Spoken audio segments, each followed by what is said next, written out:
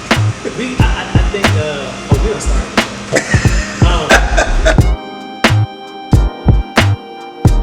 The link below, do you see it? Why are you watching me still? You haven't clicked the link yet. Click it. Click it. Click the link right now. This is your house. Let me text Taylor. But bring me something. The crazy thing about you being on the sit down though, the crazy thing about it is that we've been trying to do something. We have. Period. We've been calling like all of our conversations podcasts. You remember we did that? Every time we finish a podcast or a conversation, it was time to go. Yeah. We're like, man, I want to thank you guys for listening. Yeah. Please subscribe below. Subscribe to the podcast. Yeah. Donate to our Patreon. For $5 a month, you get behind the scenes exclusive content. What is Patreon? It's like I know it's like OnlyFans, but for like real creatives. Oh, not showing stuff. Hmm. It's not like unofficial porn. Nah. I mean, OnlyFans is actually built for creatives too. Did you know that? No. It was never built for the adult industry. It never was. It was always built for creatives. That's like Patreon. Mm-hmm. So, but what happened was, you got to corner the market. You corner the market, dog. Like, hey, listen, I can get my stuff off on here and get paid for it. And get paid? It's like Snapchat, but better. It's like premium Snapchat. Yeah. So. Without the disappearing videos. Exactly. But it's funny because there are still creatives that use OnlyFans. Yeah. Which I don't understand. Like, if you know that it now has a bad rap, you should just get off of it. Because I don't think many people are going to OnlyFans for your wholesome content. Does it OnlyFans have a bad rap? It depends on who you're talking to. Oh, okay. Yeah. Right? Yeah. Or Patreon is just like, it's a little bit more. Mm-hmm. Yeah. And I think the issue is like OnlyFans hasn't come out and said, that's not what this is for. Yeah. They're just like, okay, money. Oh, not bad. And now the industry that has cornered it is a multi-billion-dollar industry, which is nuts. So OnlyFans is like, it's crazy. Yeah. So dude, it's the crazy. This is an easy sit down, and it's hard. What? It's easy because you my boy. Yeah. But it's hard because it's like, dang, where do we talk about? Yeah. I mean, because we can literally go everywhere. We could go everywhere. The crazy thing when I first met you, so many moons ago. Yeah. It's almost 10 years, I think. Dude. Crazy. That's crazy. It's crazy. When I met you, I was like just in my 20s. Like early 20s. Early 20s. Early 20s. And I was like, I was back from Afghanistan. Mm-hmm. And I was in a weird place because I was like, I'm always discovering myself, but that was at like the cusp of my discovery of who I was. You've literally seen me. It's crazy. Like, yeah, we've seen each other's growth. Like, yeah, like the full evolution of who we are today. Yeah, it's insane. Yeah. Like I don't have many people outside of like my parents, but even them, like they weren't there. You know what I mean? Yeah. Like, you pick up the phone and tell them like how you're doing. Yeah. But they weren't able to like watch the full journey like somebody like you were. Yeah. And there's only a few people that I can I can count on one hand of the people that have been able to see me from like my early 20s all the way now heading into my 30s, dog. Yeah. Like, that's crazy. Yeah. And it's kind of odd. You think about how many people you call friends come and go. Yeah. No. Where were you at that time of your life? Like, cause you didn't move from Florida Were you planning on leaving at that time? I always wanted to leave Florida. Oh, at that time? Always. Even when I was going, because I was going to film school. You were still in film school at that time? I was still, when I left? When I left? No, when we met. No. I graduated film school in 2011, and I was just like, always had this, desire. Honestly, I really wanted to go to New York. Really? But it didn't feel right. Yeah. And it was funny, like a lot of people that graduated with me, and people were going to LA. A lot of people were going to LA, because film industry. Yeah. And I never wanted to go to LA. Like, that was never a passion of mine. But it was interesting, like, being out there. I really thought that I wanted to be in the film industry.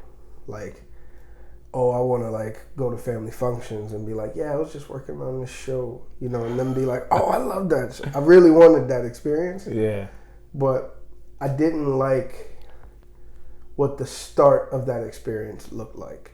I saw people going out there to LA and, like, really good jobs, like really good gigs, working on really cool shows and movies, but they were sleeping in their cars. Wow. Like, I mean, really good shows and movies. Yeah. And sleeping in their cars. And I was like, I love this industry, but I don't love it that much. Yeah. Like, that was never something I felt was like for me. Yeah. Because it's like, you don't even know, this is everything, what I'm about to say. Like, I couldn't estimate how long that process would be. You know what I mean? Like, yeah. I'm not trying to be in my car for over a year. Like, I'd be pissed. It's like 3 years now. I'm just, I got off of, I don't know, Star Wars, but, it's just, I bought a new car to live out of. So, like, couldn't afford the apartment, but that condo's not bad. Yeah. It's a little roomier now. Yeah. It's like, I didn't want that life. Yeah. Right? Yeah. So I didn't know how long that process would be. So I just wanted an alternative route. That's it. So, what made you say, like, okay, Georgia's gonna be the thing, or Georgia's gonna be the move? I should what's funny? I never said Georgia. It was always Atlanta. Oh, it was always like, Atlanta was just like, it just felt like the epicenter of everything. Yeah. Like, I just want to be there. Like, I want to experience what it's like to be black in Atlanta.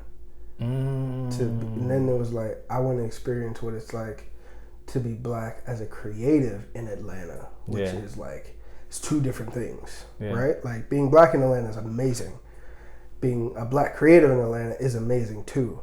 But those two things are just like, they're just different. And then it was like, I want to know what it's like to be black, a creative with money in Atlanta. And that's a whole nother, like, it's like a completely different world. Yeah. It's completely different. And not to say I don't have money. Like, don't be listening to that. But, it just, that was a goal of mine. I was like, man, I want to know what that feels like. Yeah.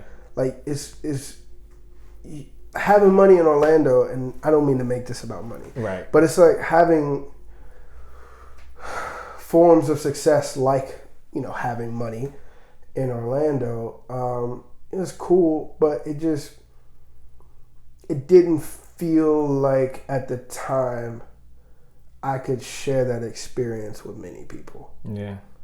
So, like, being here was like surrounding myself with people who were there already. And I don't know, Orlando always felt like just this crab in the barrel, and like, everybody it. It just felt like everyone was on top of each other, trying to reach the same things, and not really trying to help each other. It just always felt like that, especially being, for me, this, like, being in, like, that whole CHH Christian scene. Like, everybody's just after the same thing. Yeah. And that is honestly what made me like make a huge pivot. Is like, you know what? I'm never like doing all the things that other people are doing. Yeah. So, you know, I started doing album covers and singles and stuff like that, right? Like that's kind of how I got my start. But you see everyone's doing that. Mm-hmm. And I was like, I don't want to be that guy. Yeah. Like, I still hate it. Like, don't call me the graphics guy. I don't want to be your graphics guy. Right? Yeah. So it's like, okay, how can I reinvent myself? Or how can I elevate my craft? Elevate my skills? So it's like, you know, it's just this constant evolution of like, this is what I want to do. Mm-hmm. Okay, I'm noticing people are creeping up to this now, and we're all doing the same thing again. I'm going to shift again.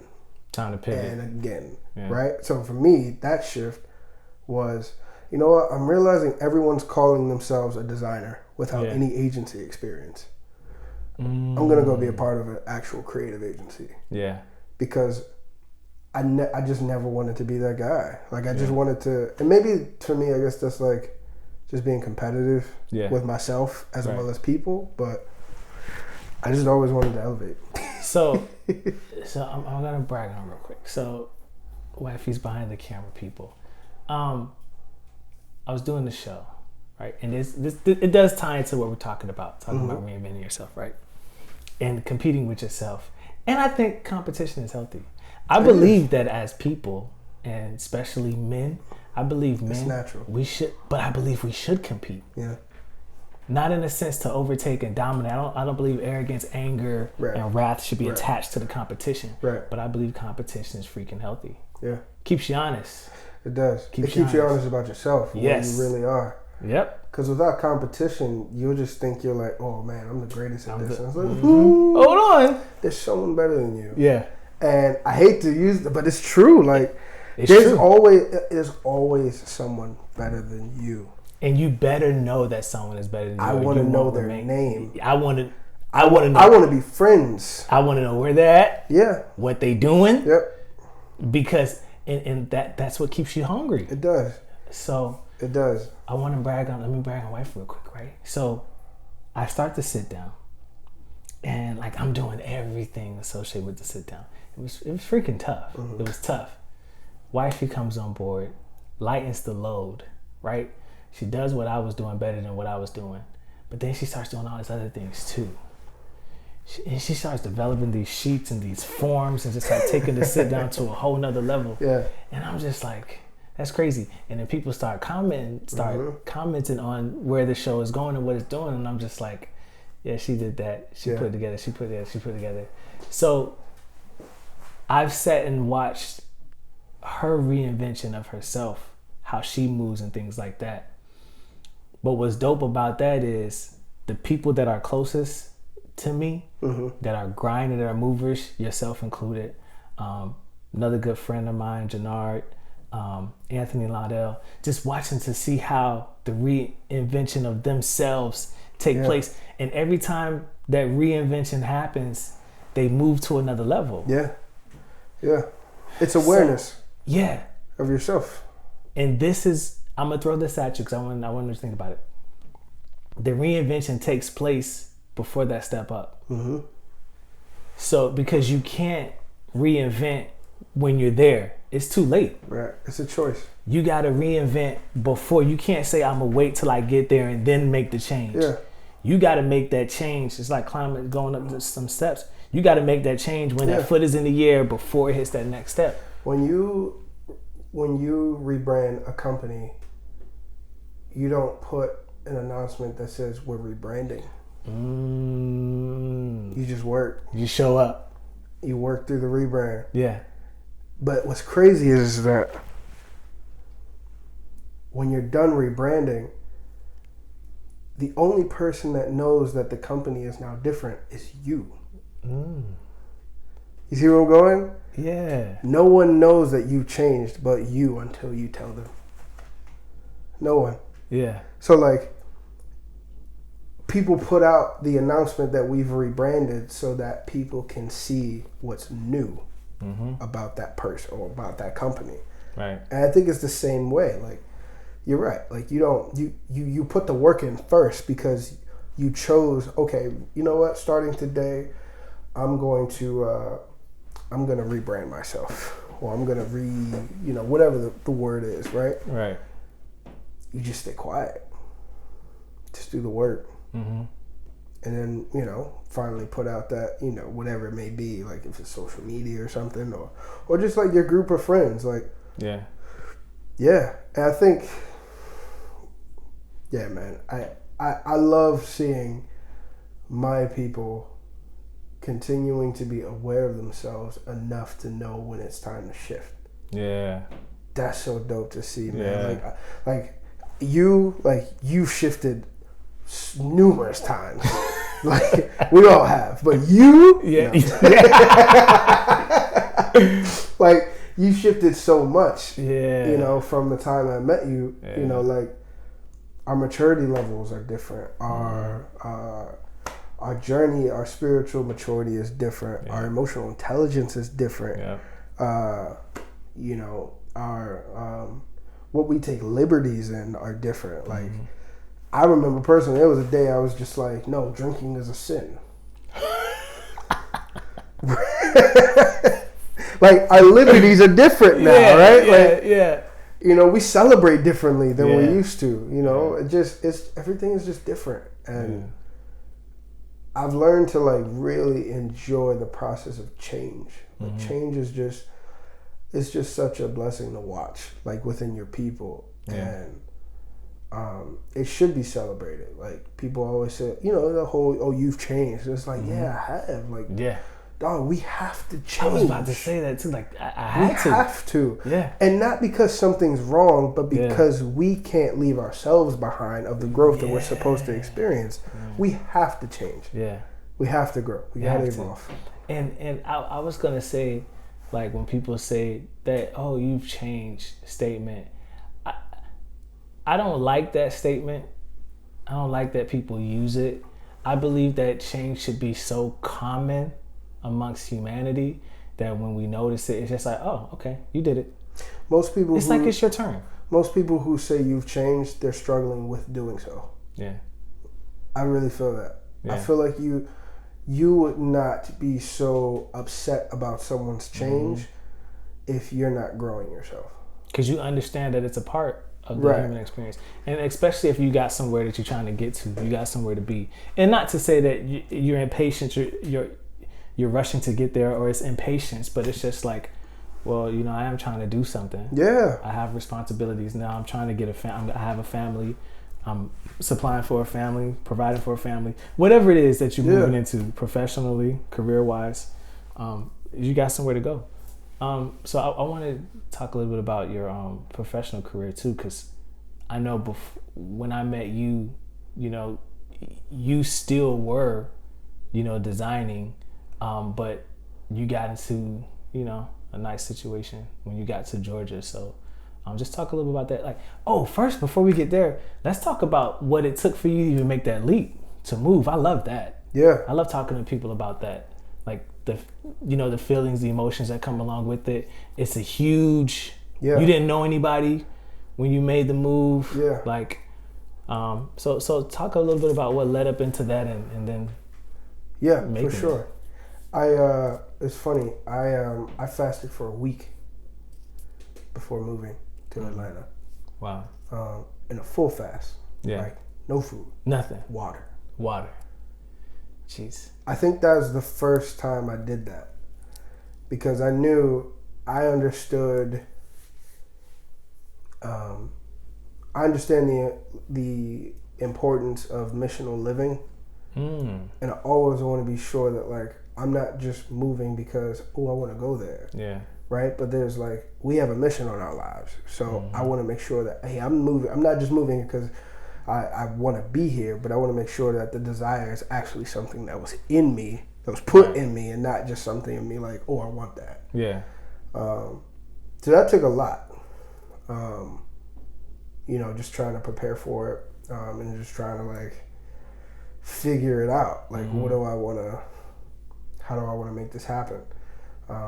And it was funny, like, I remember the job that I was working at, like, you know, I hadn't started looking for jobs in Atlanta. I kind of had this, like very, like, hard confidence that the agency that I was in would just allow me to take my job with me. Even though I hadn't talked to them. Yeah. And that put me in a place where I didn't even look for a job. Like, it wasn't even like, you know, just in case. Like, I legit just... Matter of fact, I think it was like 3 weeks before coming to Atlanta, I told them. Wow. I remember taking my boss out for lunch and paying for it. And I remember just telling him, you know, hey, moving to Atlanta. Yeah. But it doesn't mean that I want to leave the company. I just want to be able to take my job with me. Yeah. And it was like, we haven't done that before, but I'd be willing to try it. Wow. And it's just interesting, like, how faith is, right? Where, like, you don't even, like, I don't even think I grasped the idea then of, like, yo, how crazy is faith? Where That I'm was, like, I'm not even going to look for a job. Yeah. Because I just feel like he's going to allow me to keep this. Yeah. And, yeah, man, $500 in a rental car. And, yeah. Making that move. Making that move, man. It was crazy. Kind of, I felt like it was like, I felt like it was like biblical. Right? Like it was like something like modern day Acts. Yeah. Like, just like, yep, God's calling. There you go.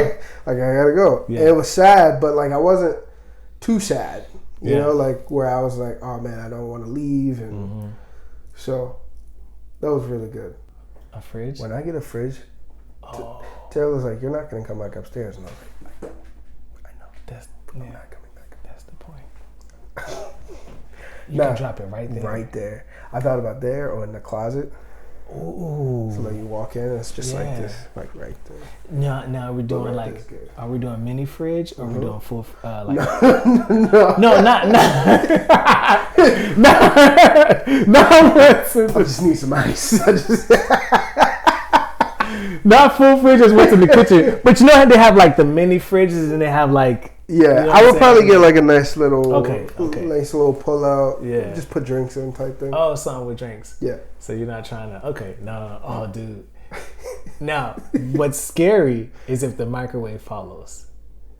Yeah, we can't do that. If the microwave follows, I might as well put that's a futon it. in it.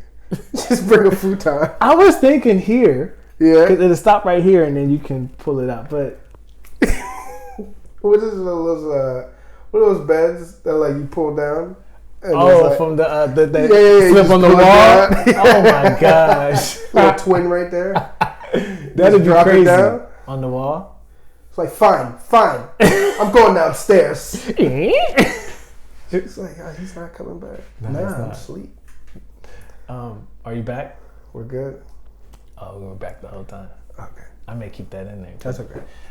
So I admire people that take those move leaps, cause it's crazy. Like we had the girl and a woman. I keep saying calling them girls. Like I'm 35. We had this woman on the show. We had a female. Don't say that. On the Don't say show. female. Don't say. Is No. that what kind of word is female? Nah, it's disrespectful now, but I get it. Female is disrespectful. It can be now. You know Really? what's funny? You know what I've learned about stuff like this? What? I've learned that just go with it. Oh, it's just If I can't tell you if you feel disrespected by something, it's not disrespectful. Yeah. So if I'm like female, which I try not to use, Yeah. and they're like, hey, woman, something in my brain that says, you know what, that actually makes sense. yeah, Like I get it. yeah. It's like strength behind woman. Woman, yeah, Female, like if you think like a plug, Yeah. like an outlet, Yeah. the female side. You ever notice that? yeah, yeah. Who wants to be called that? Who wants to be? I think because female is just the opposite of male. Exactly. And it's not really like an established, right, a true firm word. right. Whereas woman is. Yeah. And there's kind of like a whole preconceived notion behind woman. And just like girl, because for me, it's natural for me to say Girl. boy. Yeah, it's natural for me girl. to say boy and girl. Yeah, I get it. I call everyone guys, so I get it. Yeah, I use guys too. Yeah. Even if a woman is present. I said on a client call of a nonprofit full of women, I was like, "Hey guys, how's it?" I shouldn't have said. How did they go after that? Like what? They didn't even think about it. It was no issue. But like, you think about stuff like that when you're talking to people, and you're like, "Oh man, I shouldn't have said guys." It's such a habit. It is to say that. I still do it. It is. Okay. But we had this woman on the show, and her mom moved here from a different country. Mm-hmm. So like, that in itself was like crazy. And she had two daughters, so she came with her daughters. So like people doing things like that, to me, that's like bold. Like, that takes a lot of. It takes a lot. A lot of faith. Yeah. Number one, it takes a lot of guts. Especially when you don't have a lot of money. That too, and you don't know anybody. Especially if you go into this place where you, like, she came from a different country. She came to America. Crazy. Had to adapt to the language. So like even moving from state to state, like that's big because like you didn't have family here, right?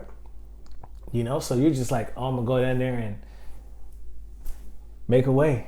Make a way. I mean, literally. That's crazy. Literally. Yeah. Crashed on a couch for months. Yeah.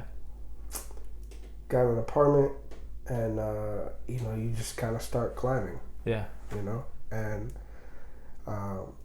it's really crazy. I was just thinking about this last night. I was like, yo, when you just like think about your journey, right? Like the best advice I could ever give someone is just don't quit. Don't quit. Just don't quit. Yeah. Like whatever you do, just don't quit. Like it's going to get better at some point. Yeah. Your whole situation, it's gonna get better. Yeah. Every issue you have, it's gonna get better. And I think I've been like a product of that. Just thinking about like, yo, coming to Atlanta with $500 in cash and a rental car I didn't pay for to come sleep on someone's couch for over 6 months to now owning a home. Yeah. In the middle of Atlanta. That's big. What? Yeah. Like, that's nuts. Yeah. And still doing what I love. Yeah. And I never compromised that. Like, just don't quit. Yeah. Just don't do it. Do you feel like, because that is that's a huge thing, and me seeing that and watching that it's encouraging. So like, I know that there's more that you want to do. There's more that you want to go, but from where you sit right now, like, is there like a man, like, I'm actually doing it? Yeah, I think I've taken a lot of time to, like, there's a time and place to like plan and strategize and and like build. Right. But then sometimes you just need to take some time to do nothing and appreciate what you have. And I think that's why, like, specifically us as Black people, we don't do that well. Yeah. Because, we're constantly trying to get a piece of something. And I understand that. And that's just where we are. Yeah. We don't feel like collectively we have the ability to take our time and appreciate stuff because, we'll lose out on, more time. Yeah. So I get that. So I mean, it's a blessing to even have the privilege to just be like, you know what?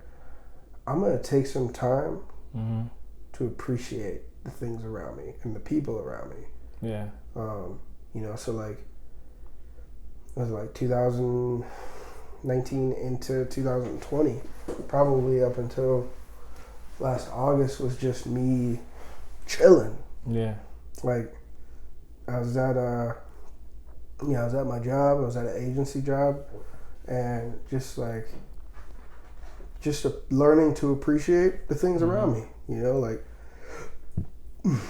taking myself out of the rat race of success and just being like, you know what, man, I just want to like I just want to sit here and chill for a minute. Yeah. And just like take some serious long-term time to show God how much I appreciate just being here.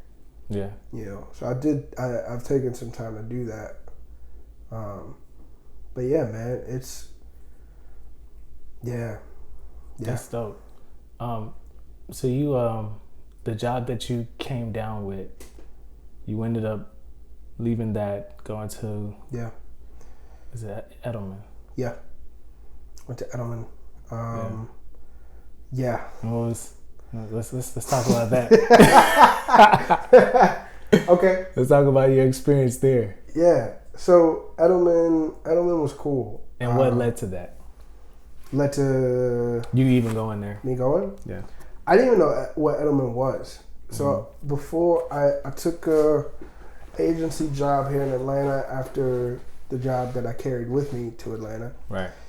And from there, I went to this smaller firm or agency, and then from there, I went full-time freelance. You remember that? Mm-hmm. Like right around the time when like you were just gearing up, I think you had left. Yeah. Yeah. So.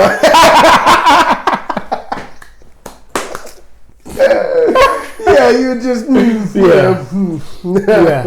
Nah, you were just finishing up some business, and from there, I went full-time freelance, and it was really cool.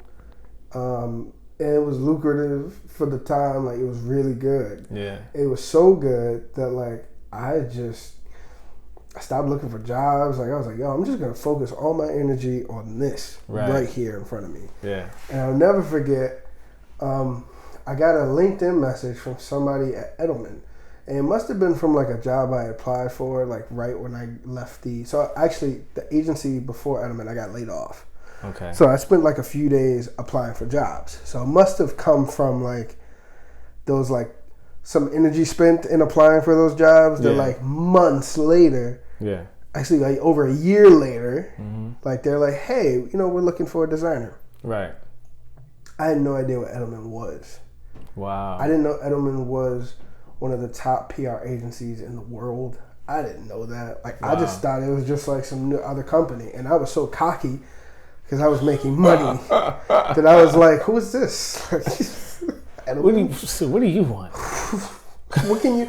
I remember sitting in the interview, and there's a difference between confident and cocky. To me, this was confidence. Confidence was being able to walk into a large corporation and they ask you, so do you have any questions before we end it? And I said, I've been working full-time freelance for over a year and I've seen some really great things financially for me.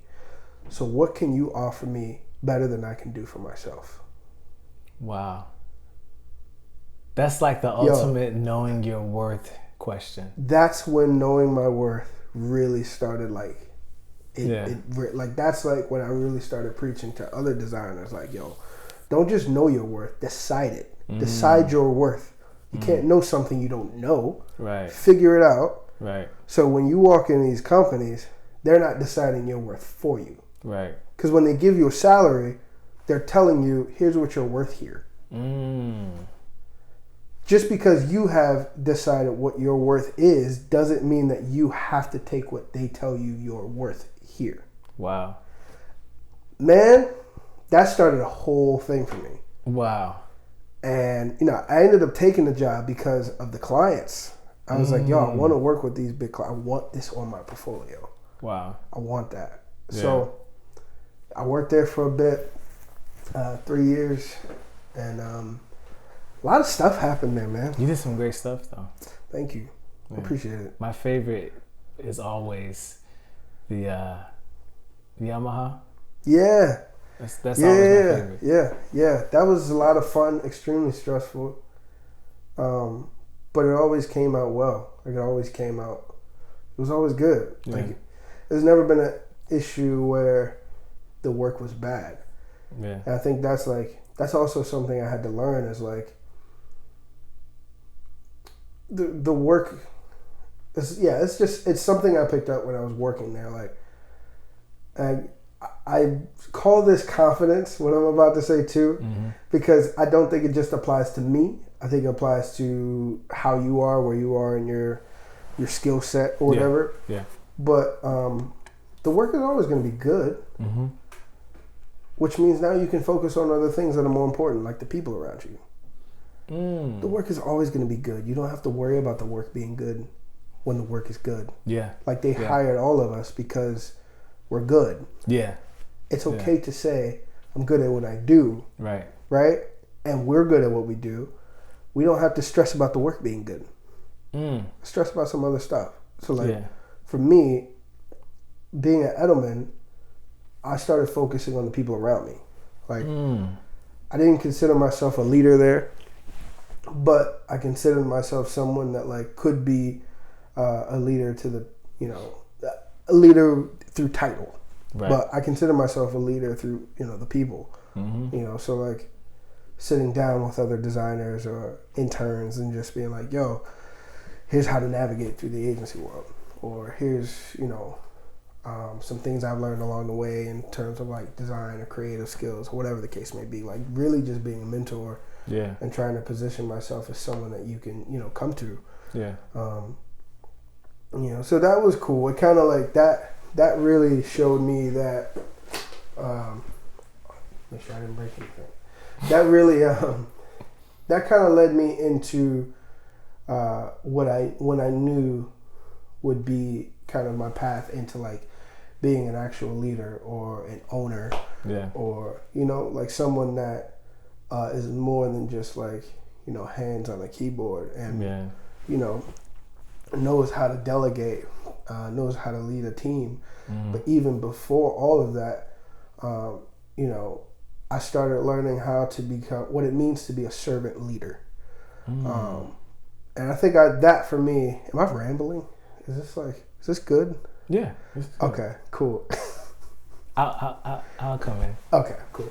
So, being a servant leader, I think growing up, in church all my life, my father being a pastor, you learn like what it really means to be a pastor. And if you're smart and you want to own a business one day, you pick up all those things, those characteristics of being a good pastor, and you practice them through your life so that you can be the best servant leader to your team.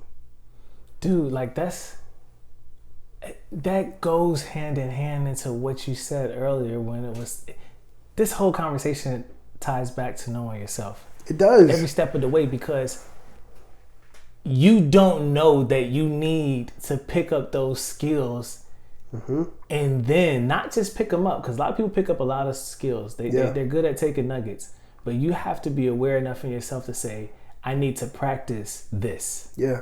Because I've learned over the years to take everything through my mental sifter and only take what I need to directly apply. Because you have to know, I need to apply this, not this. Not that this is bad information. Yeah. It just doesn't apply to me and my situation. Right. This I need to apply. Right. Yeah. So while you're at Edelman, the whole time you're thinking, I'm having my own one day. So I need to do this, that, and the third. So just talk a little bit about that, because where you are now, we're going to get to where you are now, but like, what are you doing at Edelman? Yeah. Prepping you for where you're at. Learning. I think there was a shift there, even how I learned, I feel like I honestly stopped growing creatively at Edelman. And I used to think, and I used to blame my leaders for that. Wow. But now I realize that like similar to like 2K when you're doing a My Career. Yeah. Like, yo, you just hit a cap. Yeah. Like, you just hit a cap here. There's nothing else for you to learn creatively here. Wow. Now it's just time for you to grow in other areas, like leadership. And I've always wanted mentors. I've never really had a mentor. So anytime I was under, leadership at an agency, I always gave them the title of mentor even if I didn't ask. And I think that's honestly what set me up for failures. Because I was looking for my leaders or my boss or creative director to teach me how to be a leader. And that's not what they're there for. And not because they don't have it in their heart to do it, but like that's just not what they're there for. Yeah, they weren't hired to do that. But even with that, man, I still learned what leadership looks like, what you should and shouldn't do. Yeah. And it's funny, even just thinking now, I think I had just had a realization. I've gotten my best leadership skills from being around pastors. Really? Yeah. It's really interesting. I just thought about that. Like, I've always been around pastors, not preachers. Not, you know what I mean? Not preachers. Yeah. Pastors. Like people who I can observe being their own servant leaders within their church. So I think that's what helped me. Yeah. But I will say, Edelman, in terms of being a good leader, they showed me a lot of what not to do. Which is just as important. It's maybe more. Ooh. Maybe more important. Yeah. You can always learn how to be good. Yeah. But you really need to learn how to be bad too. Yeah. Because that bad, you need that. Yeah. You need that because you don't know what bad looks like. Yeah. You need to know. Yeah, you need to know. You need to be under it. So, it was interesting doing life with you on your way out of Edelman. Yeah. That was interesting. Yeah. Yeah. So I guess just talk a little about. Before we get there, I guess because you were still doing your thing, and you were still building your own. Yeah. So how was I guess for the people that may be struggling with, working a 9 to 5 and still building your own at the same time, what's that energy like for you? Firm and hard supporter in 9 to 5 and grinding the other hours. Yeah. I used to say 9 to 5 and then I used to say 9 to 5 and then 5 to 12. Those are my hours. 5 to 12. Anything outside of 5 or 6, when I got home, bro, I was grinding. Yeah. And I remember there have been specific weeks I can it's still it makes me tired just thinking about putting in a whole 40 hours at Edelman. I've put in 60 hours, 70 hours, but still putting in around 25 to 35 hours. Because at some point in time, I have to leave this job. And that's not for everybody. Right? Some people are built to have a side hustle and work a job. There's nothing wrong with that. Yeah. Some people are built just to have a job. There's nothing wrong with that. Right. Some people are built to have a job with a side hustle and then say, I'm leaving this job because I have more faith in this side hustle that will get me to where I need to be. Right. And,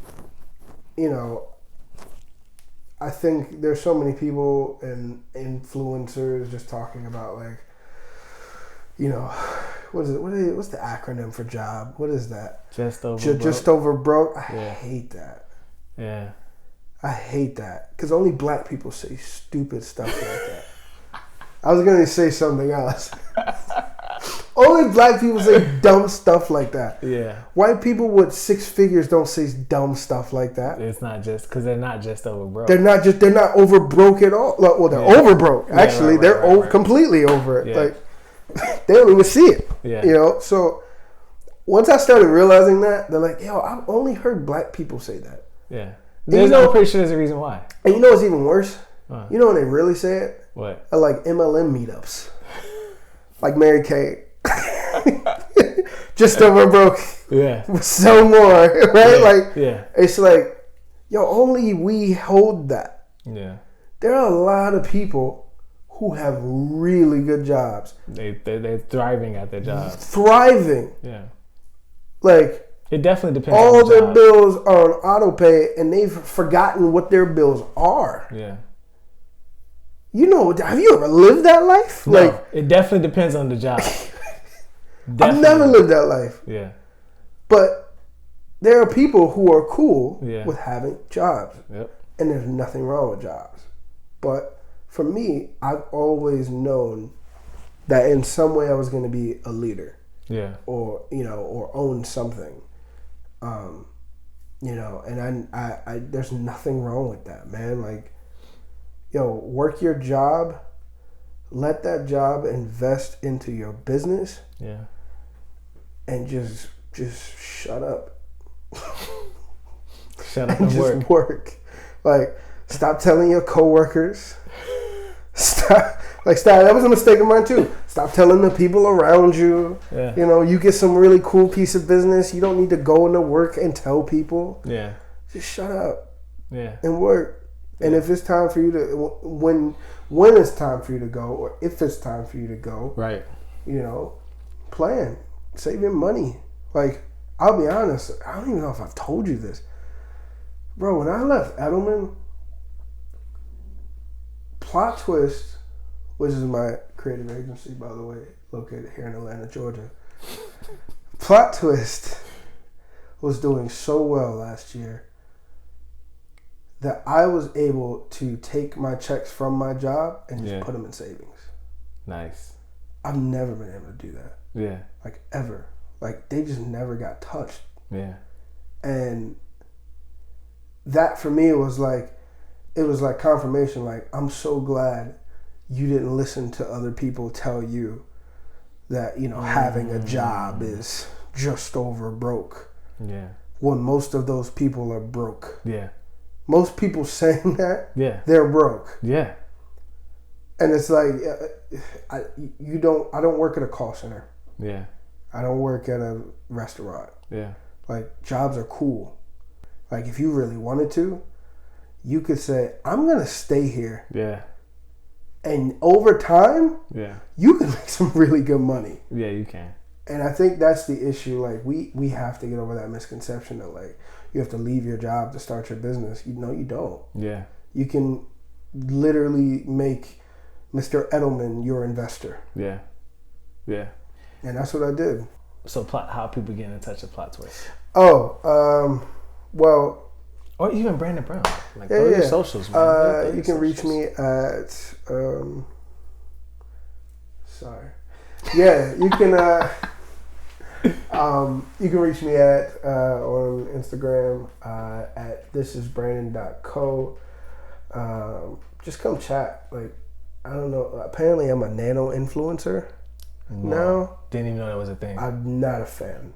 However, like, people, it feels like people don't think they can reach out to me, and you can. Like, I'm like, please reach out to me. It is, I'll give you my number. We don't like. Yeah.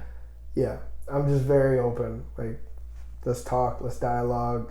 If you need help with anything, if you, whatever it may be, man, I'm here. That's like the best way to reach me. Yeah, man, I appreciate you having me on the show, bro. You had to come on this. This is dope, bro. You had to come on this. This was dope, man. Yeah, your show is great. Yeah, I appreciate that says a lot. Coming from you, that says a lot. Yeah, that says a lot. Cause I see you, bro. Like, I told you, I take stuff from you a lot. I didn't know that. And what do you take from me? Just like you're different. Like if I see you design something that I think is dope, I am not a designer, by the way. Yeah. I am nowhere near. I do it. Yeah. Because I have to. I got you. You know what I'm saying? And that's what it thrives on. I got you. But I would never place myself in that space. You know? Yeah. But I have a lot of great ideas. You know what I'm saying? So I do help people out with that, especially with TademyMedia and doing those type of things. Video, that's my thing. Like, hands He was down. about to say something. He was about to use another word. I saw that. I saw your mouth. No. Video, that's my thing. But I do love video, man. I love video and lighting so much. So that's my thing. Okay. But so I'll see you do something. I'm like, oh, so that's what we're doing now? that's what the kids are doing? That's what the kids That's where I need to go? Okay, thanks. Yeah. You know what I'm saying? Because you got to keep up, bro. You do got to keep up. Or you'll get left behind. It's hard. And it's not that your stuff is good. It's just not what people are used to seeing now. Yeah. So they'll just bypass it. Yeah. But I get reached out to a lot. People are like, man, your stuff is. I look at your stuff. It's just good, like really good. And in my mind, I'm like, really? It's good. So I appreciate it, bro. Coming from that means a lot. So thank you guys so much for watching the sit down. Subscribe to the channel, but you're a subscriber because you don't just watch it. You're not just so you don't do that. You're not. It's like tithing. Will a man rob God? Will you rob Daniel? I didn't say it. I said it. I didn't say it. Consider me like John the Baptist. Like I'll be the one to say all the stuff. Thumbs up, share, comment, do all that good stuff. Hit up Brandon. Yeah. Deuces, people. Plot twist. Plot twist. That was plot twist. Yeah. Yeah. This is dope. This is really good. I felt like we could have talked about some other stuff. We could have gone for a very long time. How long did we go? About an hour and 30. The camera woman went like this. So I saw that at the corner of my eye. Yeah, she was like, Yeah, we could have gone. she's like, wrap that stuff up, Daniel. What time is it? My.